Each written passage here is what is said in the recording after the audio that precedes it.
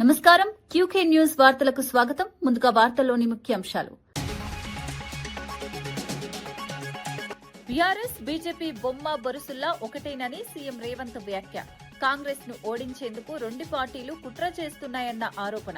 దాడులకు దెబ్బకు దెబ్బ తగిలిస్తామని సీఎం హెచ్చరిక. ప్రజల మద్దతుతో కాంగ్రెస్ విజయం ఖాయమని ధీమా.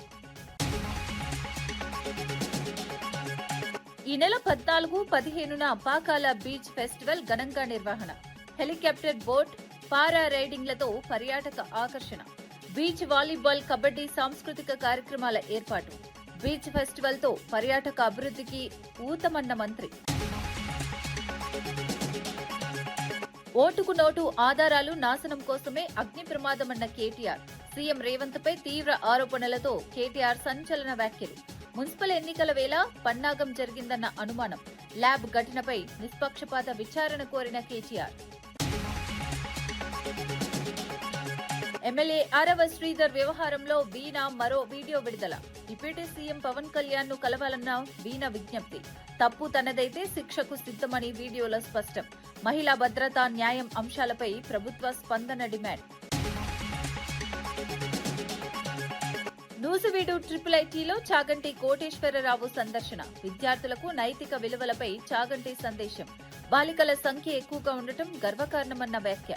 క్రమశిక్షణ విలువలతోనే ఉన్నత స్థాయికి చేరుతామని పిలుపు.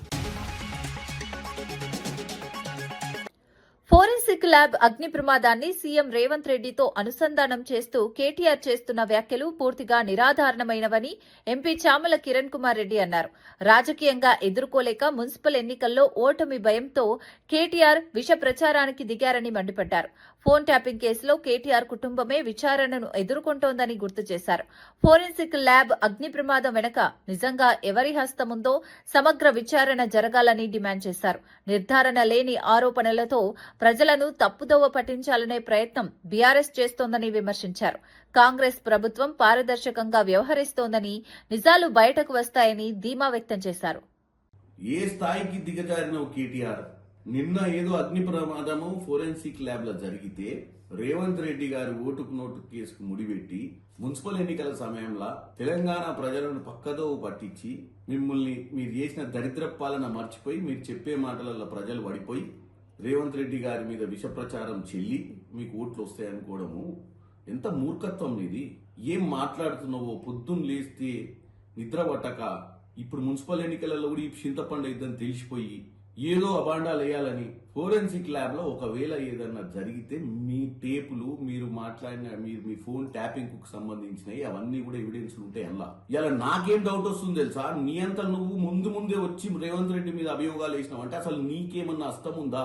ఎందుకంటే మన చరిత్ర మొన్ననే మీరు అధికారంలో పోతుర్రని తెలిసి December 4వ తారీఖు నాడు ఎప్పుడైతే కౌంటింగ్ జరిగి కౌంటింగ్ లో మనం ఓడిపోతున్నామని తెలిసిన నిమిషంలో స్పెషల్ ఇన్వెస్టిగేషన్ బ్రాంచ్ ల సీసీ కెమెరాలు బంద్ చేసి మొత్తం పలగొట్టి ఆ ఇజ్రాయెల్ నుంచి తెచ్చిన పరికరాలన్నీ పలగొట్టి పెగాసిస్ పరికరాలు మీరు ఫోన్ ట్యాపింగ్ చేసినాయి. డాక్యుమెంట్లన్నీ ఎవిడెన్స్ లేకుండా కాల్ చేసి మిగిలినవి తీసుకొని మూసీ నదిలో పడేసిన చరిత్ర నీది. ఇవాళ ఏమైనా జరిగితే ఈ ఫోరెన్సిక్ ల్యాబ్ లో గనుక ఏదన్నా కుట్ర ఉంటే ఆ కుట్ర మీ తరపు నుంచే ఉండాలి. ఎందుకంటే మీ మీద ఎంక్వైరీ జరుగుతుంది కాబట్టి ఏం మాట్లాడుతున్నావు? ముఖ్యమంత్రి రేవంత్ రెడ్డి గారికి ఫోరెన్సిక్ ల్యాబ్ లో మిమ్మల్ని ఎండగట్టనికే ఫోరెన్సిక్ ల్యాబ్ కు పంపించినటువంటి ఎవిడెన్స్లే ఉంటాయి అలా. కాబట్టి తెలంగాణ ప్రజల్ని 24 గంటలు నువ్వు మీ బావ ఇద్దరు కలిసి పొద్దునోడు మధ్యాహ్నమోడు రాత్రోడు వీలైతే ప్రెస్ మీటు లేదంటే ట్విట్టరు లేదంటే చిట్ చాట్లు పెట్టి పనికిరాని మాటలు మాట్లాడితే మీకు ఎట్టి పరిస్థితిలో ఓట్లు వేయరు. తెలంగాణ మహారాష్ట్ర మధ్య జల వివాదాలు కేసీఆర్ చొరవ వల్లే పరిష్కారమయ్యాయని మహారాష్ట్ర సీఎం దేవేంద్ర ఫడ్నవీస్ వెల్లడించారు. 2015లో కేసీఆర్ తనను కలిసి నీటి వివాదాలను స్నేహపూర్వకంగా పరిష్కరించుకుందామని కోరారని తెలిపారు. అంతకుముందు 25 ఏళ్లుగా ఉమ్మడి ఆంధ్రప్రదేశ్కు మహారాష్ట్రకు మధ్య నీటి సమస్యలు కొనసాగేవని గుర్తు చేశారు. తెలంగాణ రాష్ట్రం ఏర్పడిన తర్వాత కేసీఆర్ చరిత్రలో తొలిసారి ఎలాంటి గొడవలు లేకుండా ఇరు రాష్ట్రాల మధ్య నీటి ఒప్పందాలు కుదుర్చుకున్నారని ప్రశంసించారు. పరస్పర సహకారంతో జల సమస్యలకు పరిష్కారం కనుగొనడం దేశానికే ఆదర్శంగా నిలిచిందన్నారు. రాష్ట్రాల మధ్య సఖ్యతకు ఇది మంచి ఉదాహరణగా నిలిచిందని ఫడ్నవీస్ పేర్కొన్నారు. मैं महाराष्ट्र का मुख्यमंत्री था 2015 में तेलंगाना के मुख्यमंत्री चंद्रशेखर राव साहब मेरे पास आए और उन्होंने मुझे निवेदन किया कि हमको गोदावरी का पानी दीजिए, गोदावरी का पानी मिलेगा तो हमारा तेलंगाना सुजलाम सुफलाम होगा। 25 सालों से पुराने आंध्र प्रदेश का और महाराष्ट्र का झगड़ा चलता था। महाराष्ट्र कहता था हम पानी नहीं देंगे क्योंकि हमारा गढ़चिरौली डूब जाएगा। आंध्र प्रदेश कहता था हमको पानी दीजिए। लगातार ये झगड़ा 20-25 साल तक चलता रहा, लेकिन पानी नहीं मिला। मैंने चंद्रशेखर राव साहब को कहा कि देखिए आप हमारे पड़ोसी हैं, ये भारत एक देश है, हम झगड़ना नहीं चाहते। तेलंगाना में रहने वाले लोग भी मेरे भारत के लोग हैं, अगर उन्हें पानी मिलता है तो मुझे बहुत खुशी है, मैं पानी देने को तैयार हूं। मैंने उनको समझाया कि आप थोड़ी सी हाइट अगर कम करेंगे तो आपको पानी भी मिलेगा, आपका पूरा तेलंगाना सुजलाम सुफलाम भी होगा और मेरा गढ़चिरौली भी डूबने से बचेगा। और उसके बाद हमने समझौता। తిరుమల లడ్డూ ప్రసాదం కల్తీ నెయ్యి వివాదంపై వైసీపీ ప్రజలకు బహిరంగ క్షమాపణ చెప్పాలని సూళ్లూరుపేట ఎమ్మెల్యే విజయశ్రీ డిమాండ్ చేశారు. ఈ అంశంపై ఆమె ఆధ్వర్యంలో భారీ నిరసన ర్యాలీ నిర్వహించారు. గత వైసీపీ ప్రభుత్వ హయాంలో నెయ్యిలో రసాయనాలు, సింథటిక్ పదార్థాలు వాడి హిందువుల మనోభావాలను దెబ్బతీశారని ఆరోపించారు. సిట్ విచారణలో ఈ నిజాలు వెలుగులోకి వచ్చాయని పేర్కొన్నారు. భక్తుల విశ్వాసాలతో ఆడుకోవటం క్షమించరాని నేరమని ఆమె మండిపడ్డారు. అప్రవిత్తతకు కారణమైన వారిపై కఠిన చర్యలు తీసుకోవాలని, దేవాలయాల పవిత్రతను కాపాడాల్సిన బాధ్యత ప్రభుత్వానిదేనని స్పష్టం చేశారు.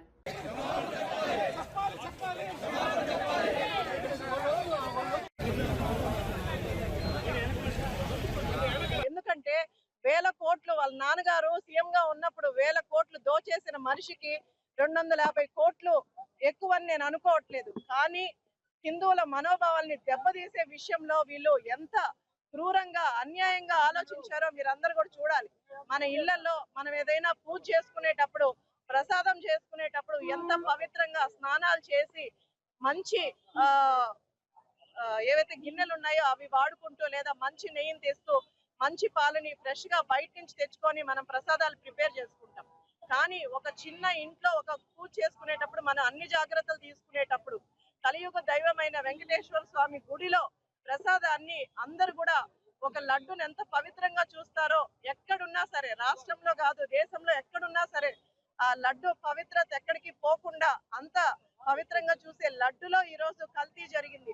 పోనీ కల్తీ జరిగిందనే అనుకుందాం. నేను జగన్మోహన్ రెడ్డి కల్తీ చేశాడని నేను అనట్లేదు. కానీ వైసీపీ ప్రభుత్వంలో ఈ అన్యాయం జరిగింది, తప్పు జరిగింది. అప్పుడు అధినాయకుడు బయటకు వచ్చి మేము చేసింది తప్పు, క్షమించండి అని దేవుడి దగ్గర అడగడానికి వాళ్ళకి ఎందుకు అంత. ఫోరెన్సిక్ ల్యాబ్ అగ్ని ప్రమాదంపై బీఆర్ఎస్ వర్కింగ్ ప్రెసిడెంట్ కేటీఆర్ తీవ్ర ఆరోపణలు చేశారు. ఓటుకు నేటు కేసు ఆధారాలను నాశనం చేసేందుకే సీఎం రేవంత్ రెడ్డి ఈ అగ్ని ప్రమాదాన్ని చేయించారని ప్రజలు అనుకుంటున్నారని వ్యాఖ్యానించారు. అల్లు అర్జున్ జులై సినిమాలో బ్రహ్మానందం దొంగతనం చేసిన వెంటనే పట్టుబడినట్లే రేవంత్ రెడ్డి కూడా దొరుకుతారని ఎద్దేవా చేశారు. ఒక నేరస్తుడే సీఎం హోంమంత్రిగా ఉన్నాడని ఆరోపించారు. మున్సిపల్ ఎన్నికల బిజీలో అందరూ ఉన్న సమయంలో ఈ పన్నాగం పన్నారని అనుమానం వ్యక్తం చేశారు. ఈ అంశంపై నిష్పక్షపాత విచారణ జరగాలని డిమాండ్ చేశారు. రాష్ట్రంలో నిన్న ఫోరెన్సిక్ ల్యాబ్ ఏదైతే తగలబడ్డది అని వార్త వచ్చిందో, ఇవాళ రాష్ట్రంలోని ప్రతి ఒక్కరు అనుకుంటా ఉన్నారు ఖచ్చితంగా ఆ రోజు ఓటుకు నోటు దొంగతనంలో తాను అడ్డంగా దొరికిపోయిన కేసు ఏదైతే ఉందో ఆ కేసులోని ఆధారాలన్నీ భద్రపరచబడ్డ ఫోరెన్సిక్ ల్యాబొరేటరీని రేవంత్ రెడ్డే తగలబెట్టించిండు అని రాష్ట్రంలోని ప్రతి ఒక్కరూ ఇవాళ భావిస్తూ ఉన్నారు. ఎందుకంటే ఒక నేరస్తుడే ఇవాళ ముఖ్యమంత్రి అయినాడు. మరి ఆ నేరస్తుడు సహజంగా ఆయననే హోంమంత్రి. ఆ హోంమంత్రి కిందనే ఉండేది పోలీసు వాళ్ళు. ఈ ఫోరెన్సిక్ ల్యాబ్ ఇవన్నీ కూడా ఆయన కిందకే వస్తాయి. అందుకే ఏం చేసిండు, మరి తానే స్వయంగా కుట్రబన్ని మనందరం మున్సిపల్ ఎన్నికల్లో బిజీగా ఉన్నప్పుడు మరి అక్కడ ఇవాళ ఈ కుట్రకు పాల్పడి మొత్తానికి ఆధారాలన్నీ లేకుండా శాశ్వతంగా ఈ కేసులోంచి బయటపడేందుకు ఒక పన్నాగం పనినట్టుగా మేమందరం కూడా అనుమానిస్తూ ఉన్నాం. నిన్న జరిగింది ప్రమాదం కాదు, నిన్న జరిగింది అగ్ని ప్రమాదం కానే కాదు, అనుకోకుండా జరిగింది అంతకంటే కాదు, ప్రకృతి వైపరీత్యం కాదు. ఆ మధ్యకాలంలో అల్లు అర్జున్ గారిది ఒక సినిమా వచ్చింది, జులాయి అని. ఆ సినిమాలో బ్రహ్మానందం గారు ఉంటారు, ఆయన దొంగ పాత్ర. అందులో ఆయనకు ఒక డైలాగ్ ఉంటుంది, ఏమంటే బ్రహ్మానందం గారు అలా దొంగతనం చేస్తాడు కానీ 10 నిమిషాలనే దొరికిపోతాడు. రేవంత్ రెడ్డి కూడా అంతే, ఈయన కూడా దొంగనే కానీ 10 నిమిషాల్లో దొరికిపోతాడు. జనగణనతో పాటు కులగణన కూడా చేపట్టాలని కమ్యూనిస్టులు డిమాండ్ చేశారు. కడపలో నిర్వహించిన సమావేశంలో ఈ అంశాన్ని స్పష్టం చేశారు. అణగారిన వర్గాలకు నిజమైన న్యాయం జరగాలంటే కులగణన తప్పనిసరి అని అభిప్రాయపడ్డారు. రాజకీయాల్లో అన్ని కులాలకు సముచిత ప్రాతినిధ్యం ఉన్నప్పుడే సామాజిక సమానత్వం సాధ్యమన్నారు. మతోన్మాదం, కులోన్మాదానికి కమ్యూనిస్టులు వ్యతిరేకమని స్పష్టం చేశారు. ఎన్నికల హామీలను అమలు చేయకుండా రాజకీయ పార్టీలు ప్రజలను మాయమాటలతో మోసం చేస్తున్నాయని విమర్శించారు. ప్రజాస్వామ్య స్ఫూర్తిని కాపాడేందుకు ప్రజలంతా చైతన్యవంతులుగా నిలవాలని పిలుపునిచ్చారు. అదేవిధంగా తెలంగాణ, కర్ణాటక, తమిళనాడు లాగా ఆంధ్రప్రదేశ్లో కూడా బీసీ జనాభా ప్రాతిపదికపైన రానున్నటువంటి ఎన్నికలు జరపాలని డిమాండ్ చేస్తూ భారత కమ్యూనిస్ట్ పార్టీ సిపిఐ నేతృత్వంలో పెద్ద ఎత్తున జనగణనలో కులగణన చేపట్టాలని మేము డిమాండ్ చేస్తూ ఉన్నాం. ఇది కేవలం ఒక ఆంధ్రప్రదేశ్ వరకే కాదు, భారత రాజ్యాంగం గుర్తించినటువంటి అన్ని హక్కులను కూడా సమాన ప్రాతిపదిక పైన వారి జనాభాను బట్టి ఇవ్వాలనేటువంటిది భారత కమ్యూనిస్ట్ పార్టీ ఇటీవల చండీగఢ్లో జరిగినటువంటి సిపిఐ జాతీయ మహాసభల్లో మేమింత మాకెంత అనేటువంటి నినాదాన్ని అన్ని స్థాయిల్లో కూడా తీసుకొని పోవాలనేటువంటిది మా ప్రధానమైనటువంటి లక్ష్యంగా ఈరోజు ఇలాంటి కార్యక్రమానికి మేము శ్రీకారం చుట్టడం జరిగింది. కమ్యూనిస్టులు కులానికి వ్యతిరేకం, కమ్యూనిస్టులు మతానికి వ్యతిరేకం, కానీ కమ్యూనిస్టులు కుల ఉన్మాదానికి వ్యతిరేకం, మత ఉన్మాదానికి వ్యతిరేకం. కానీ రాజ్యాంగంలో పొందుపరిచి భారత రాజ్యాంగం ప్రకారము పార్లమెంటరీ ప్రజాస్వామ్యాన్ని నమ్మిన తర్వాత దానికి అనుగుణమైనటువంటి రాజకీయ అధికారం ఇవ్వాలన్నటువంటి డిమాండు సరైనటువంటిది అని చెప్పేసి కమ్యూనిస్ట్ పార్టీ సిపిఐ దేశవ్యాప్తంగా భావించింది. అందుకని చెప్పేసి ఈరోజు ఈ కార్యక్రమానికి మేము శ్రీకారం చుట్టాం. మరి ముఖ్యంగా చంద్రబాబు నాయుడు గారు ఈరోజు చాలా మాటలు చెప్తా ఉన్నారు. కూటమి ప్రభుత్వం చాలా మాటలు చెప్తుంది. పాలక వర్గాలన్నీ కూడా గట్టిగా వాగ్దానం చేయాలి. నిన్న తెలంగాణలో అన్ని రాజకీయ పార్టీలు ఇంక్లూడింగ్ బీజేపీతో సహా అందరూ కూడా రిజర్వేషన్ 42% కావాలని చెప్పి డిమాండ్ చేశారు. మరి అడ్డే ఎవరు వస్తున్నారు అని చెప్పి మరి 42% ఎందుకు ఇంప్లిమెంట్ చేయడం లేదని చెప్పి మేము అడుగుతా ఉన్నాం. కానీ ఇక్కడ పోరాటంలో ఆరాటంలో బీజేపీ పాల్గొంటుంది, మంత్రం చేస్తుంది, మాయ చేస్తుంది, మోసం చేస్తుంది. ఢిల్లీలో మాత్రం ఈ చట్టాన్ని ఇంప్లిమెంట్ కాకుండా అడ్డుకుంటా ఉంది. కాబట్టి మేము ఈ సందర్భంగా బీఆర్ఎస్, బీజేపీ రెండు వేర్వేరు పార్టీలు కావని, అవి బొమ్మ బొరుసుల్లా ఒకటేనని సీఎం రేవంత్ రెడ్డి తీవ్ర వ్యాఖ్యలు చేశారు. మున్సిపల్ ఎన్నికల్లో కాంగ్రెస్ ను ఓడించాలనే లక్ష్యంతో రెండు పార్టీలు కలిసి కుట్ర చేస్తున్నాయని ఆరోపించారు. కాంగ్రెస్ పై దాడులు చేస్తే దెబ్బకు దెబ్బ తగిలిస్తామని హెచ్చరించారు. ఎవరినెత్తికొచ్చినా ప్రజల మద్దతుతో కాంగ్రెస్ ను ఓడించడం సాధ్యం కాదన్నారు. ప్రజాస్వామ్యాన్ని దెబ్బతీసే రాజకీయాలకు కాంగ్రెస్ భయపడదని స్పష్టం చేశారు. ప్రజలకు ఇచ్చిన హామీలను అమలు చేస్తూ అభివృద్ది, సంక్షేమంతో ముందుకు వెళ్తున్నామని చెప్పారు. మున్సిపల్ ఎన్నికల్లో ప్రజలు నిజాన్ని గుర్తించి కాంగ్రెస్ కు మద్దతిస్తారని ధీమా వ్యక్తం చేశారు. బీఆర్ఎస్, బీజేపీ వేరు కాదు, బొమ్మ బొరుసు లాంటి వాళ్ళు, బిల్లా రంగా లాంటి వాళ్ళు, వాళ్ళిద్దరు కూడబలుక్కొని ప్రత్యక్షంగా ఒకడు, పరోక్షంగా ఒకడు కాంగ్రెస్ పార్టీని ఓడగొట్టాలని, కాంగ్రెస్ పార్టీని దెబ్బ తీయాలనే ప్రయత్నం చేస్తున్నారు. దెబ్బకు దెబ్బ కొడదాం, ఎత్తుకు పై ఎత్తేద్దాం. ఎవడు గెలుస్తాడో రేపు మున్సిపల్ ఎన్నికల్లో చూసుకుందాం. బీజేపీ, బీఆర్ఎస్ఏ కాదు, కేసీఆర్, నరేంద్ర మోడీ, అమిత్ షానే కాదు, ఇక మీ తాతలు ముత్తాతలు ఉన్నా తీసుకొని రండి. మా కాంగ్రెస్ పార్టీ కార్యకర్తలు వాళ్ళ సంగతి తేలుస్తారు.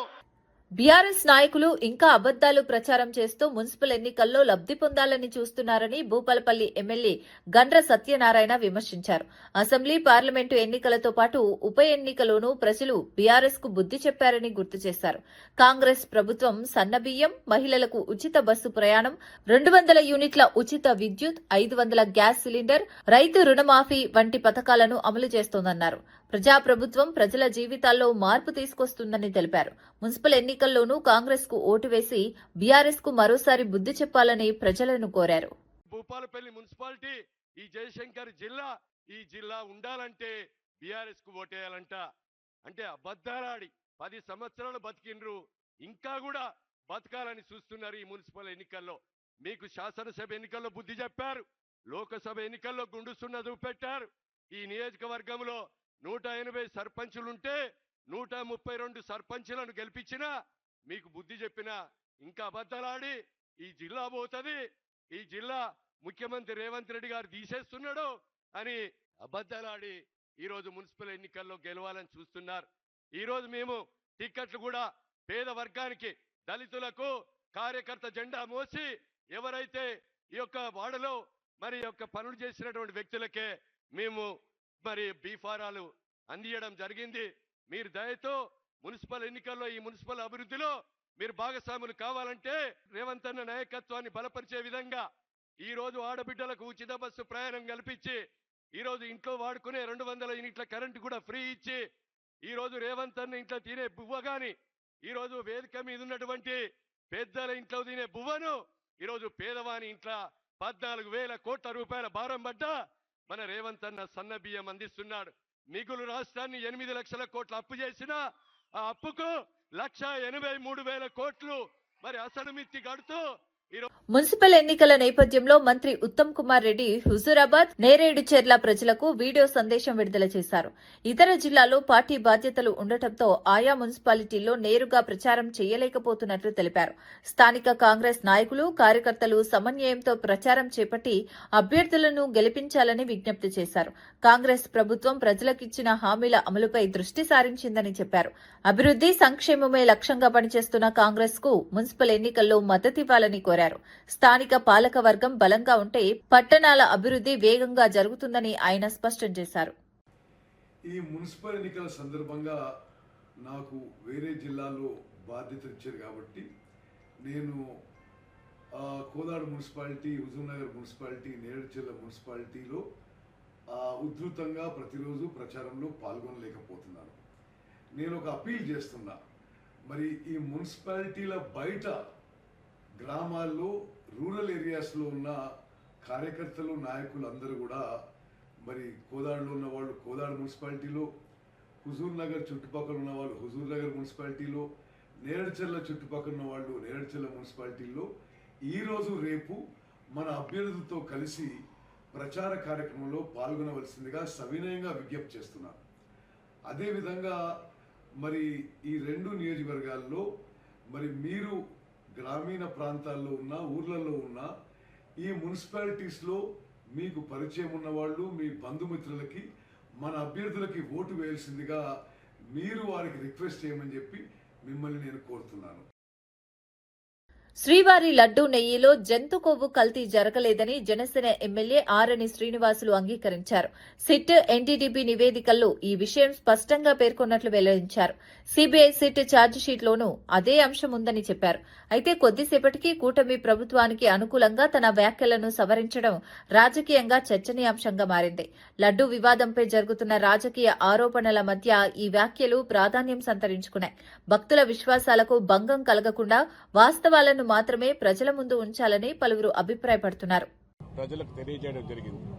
ఎన్డీడీబీ నివేదిక, సిట్ నివేదికలో ఎక్కడా కూడా కానీ నెయ్యిలో కల్తీ జరగలేదనేసి స్పష్టంగా చెప్పడం జరిగింది. ఇది నచ్చక ఒక అబద్ధాన్ని పదే పదే చెప్తే అబద్ధం నిజమవుతుందనే ఒక మూర్ఖత్వంతో తాడేపల్లిలో ఉన్న జగన్మోహన్ రెడ్డి, ప్యాలెస్లో ఉన్న జగన్మోహన్ రెడ్డి, వారి ముఠా నాయకులు, వారి నాయకులు అందరూ కూడా కలిసి గత 5 ఏళ్ల కాలంలో నెయ్యిలో కల్తీ జరగలేదు అనేసి చెప్పడం జరిగింది. ఒక పక్కేమో 4 సంవత్సరాలు తిరుపతి దేవస్థానంలో చైర్మన్గా పనిచేసిన నూజివీడు ఐఐటీని ప్రముఖ ప్రవచనకర్త చాగంటి కోటేశ్వరరావు సందర్శించారు. విద్యార్థులకు నైతిక విలువలపై ఆయన సందేశమిచ్చారు. గ్రామీణ విద్యార్థులకు ఆశ్రయంగా నిలుస్తున్న ఐఐటీని ప్రశంసించారు. బాలుర కంటే బాలికల సంఖ్య ఎక్కువగా ఉండటం గర్వకారణమని వ్యాఖ్యానించారు. క్రమశిక్షణ, విలువలతో కూడిన విద్యతోనే ఉన్నత స్థాయికి చేరుకోవచ్చని సూచించారు. విద్యార్థుల ఎదుగుదలకు ఉపయోగపడే విషయాలను పంచుకోవడం ఆనందంగా ఉందన్నారు. ఆయన ప్రసంగాన్ని విద్యార్థులు ఆసక్తిగా విన్నారు. ఈ కార్యక్రమం విద్యార్థుల్లో ప్రేరణ కలిగించిందని కళాశాల వర్గాలు పేర్కొన్నాయి. విద్యార్థులకు కట్టుకొమ్మగా ఉన్నటువంటి విశ్వవిద్యాలయం పాపులేట్ న్యూజిలాండ్. అందున చాలా చాలా సంతోషించవలసిన విషయం ఏమిటంటే ఇక్కడ బాలుర కన్నా కూడా బాలికలు ఎక్కువగా ఉండడం, విశేషించి ఈ మధ్య కాలంలో బాలుర యొక్క వసతి గృహాలు కూడా బాలికలకి ఇవ్వవలసినంత మంది చేరడం, అంత బాగా చదువుకోవడం, అంత క్రమశిక్షణతో వాళ్ళు జీవితంలో వృద్ధిలోకి రావడం మనందరం కూడా ఎంతో సంతోషించదగ్గ విషయం. ఇటువంటి గొప్ప విశ్వవిద్యాలయానికి రావడం, ఆ పరమ క్రమశిక్షణతోటి ప్రేమతోటి ఉన్న పిల్లలందరినీ చూసి వాళ్ళకి బాగా వృద్ధిలోకి రావడానికి ఏ మంచి విషయాలు కొన్ని చెప్తే నాకు సంతోషంగా ఉంటుందో అటువంటి విషయాలు ఆ పిల్లలతో పంచుకోవడం ఎంతో ఆనందాన్ని ఇచ్చింది. డాక్టర్ అమరేంద్ర గారు ఇక్కడికి నేను రావాలని, పిల్లలకి నైతిక విలువల గురించి 4 మాటలు చెప్పాలని ఎంతో ఆతృత పొందారు. ఇవాళ ఆయన కూడా సంతోషించడం, ఇక్కడికి రావడం నాకు ఎంతో ఆనందాన్ని ఇచ్చింది. ఈ సంస్థ ఇంకా ఇంకా వృద్ధిలోకి వచ్చి దేశానికి పట్టుకొమ్మ కావాలి అని నేను మనస్ఫూర్తిగా బంగ్లాదేశ్లో హిందువులు సహా మైనారిటీలపై జరుగుతున్న దాడుల నేపథ్యంలో ఆర్ఎస్ఎస్ చీఫ్ మోహన్ భగవత్ కీలక వ్యాఖ్యలు చేశారు. మైనారిటీ భద్రత, హక్కులు కాపాడాల్సిన బాధ్యత ప్రతి ప్రజాస్వామ్య ప్రభుత్వానిదేనని ఆయన అన్నారు. పొరుగు దేశాల్లో మతపరమైన వేధింపులు పెరుగుతున్న తీరు ఆందోళనకరమని పేర్కొన్నారు. మతం పేరుతో హింసకు పాల్పడటం నాగరిక సమాజ లక్షణం కాదన్నారు. భారతదేశం ఎప్పుడూ సర్వమత సమాభావాన్ని పాటిస్తోందని, అదే విలువలు ప్రపంచానికి ఆదర్శమని చెప్పారు. మైనారిటీలపై దాడులు జరగకుండా అంతర్జాతీయ సమాజం స్పందించాల్సిన అవసరం ఉందన్నారు. శాంతి, సామరస్యం ద్వారానే సమాజ పురోగతి సాధ్యమని మోహన్ భగవత్ స్పష్టం చేశారు.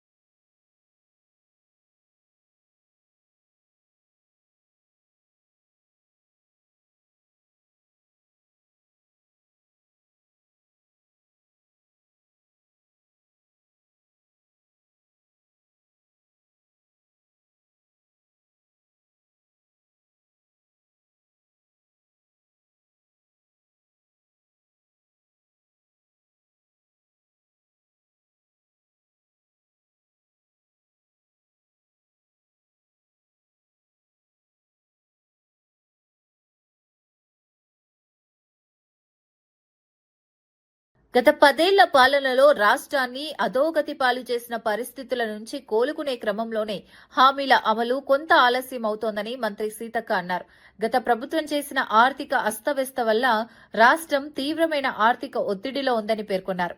ఆ పరిస్థితులను సరిచేసుకుంటూ సంక్షేమ పథకాలను అమలు చేస్తున్నామని చెప్పారు. ప్రజలకు ఇచ్చిన హామీలను విస్మరించలేదని, క్రమంగా అన్ని పథకాలను అమలు చేస్తామని హామీ ఇచ్చారు.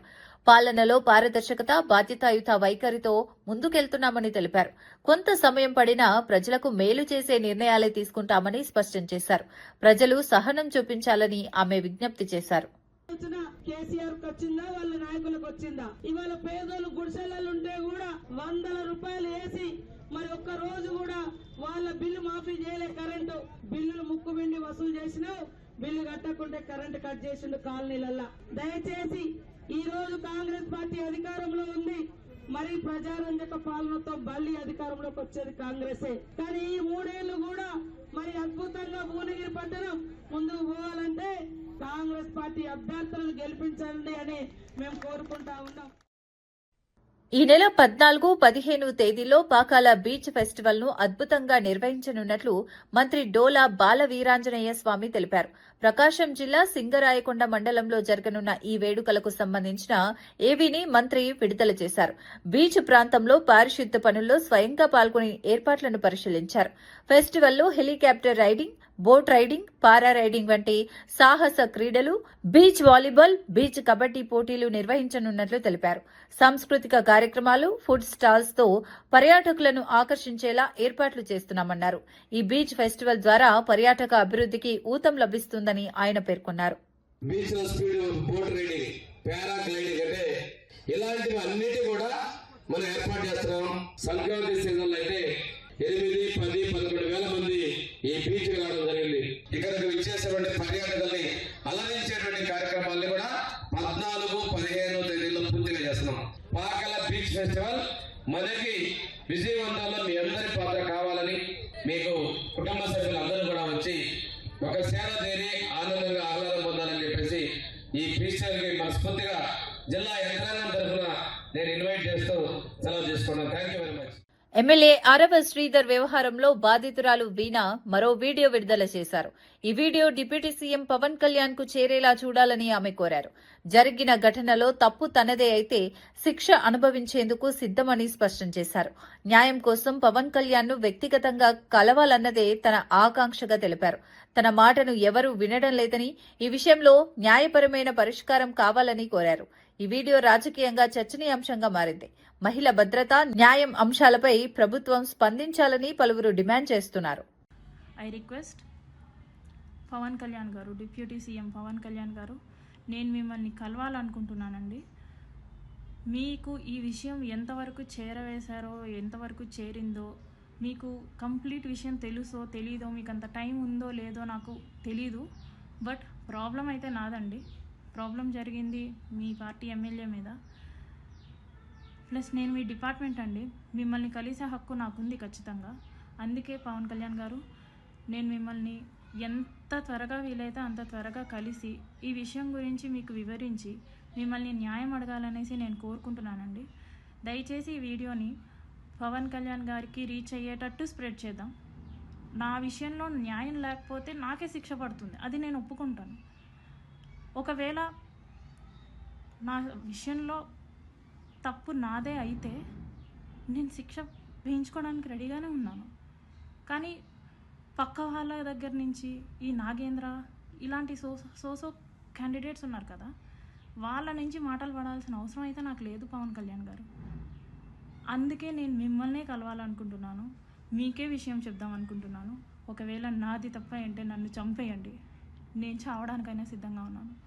కానీ నా తప్పు లేకుండా అండి నేను అస్సలు పోరాటాన్ని ఆపే పరిస్థితే లేదండి. నాకు జరిగిన అన్యాయానికి వేరే అమ్మాయి, ఏ అమ్మాయికి ఇలా జరగకూడదు. నా తప్పులు ఉంటే నన్ను శిక్షించండి, చంపేయండి. కానీ నా తప్పు లేకపోతే మాత్రం పవన్ కళ్యాణ్ గారు దయచేసి అడుగుతున్నాను, నాకు న్యాయం చేయండి.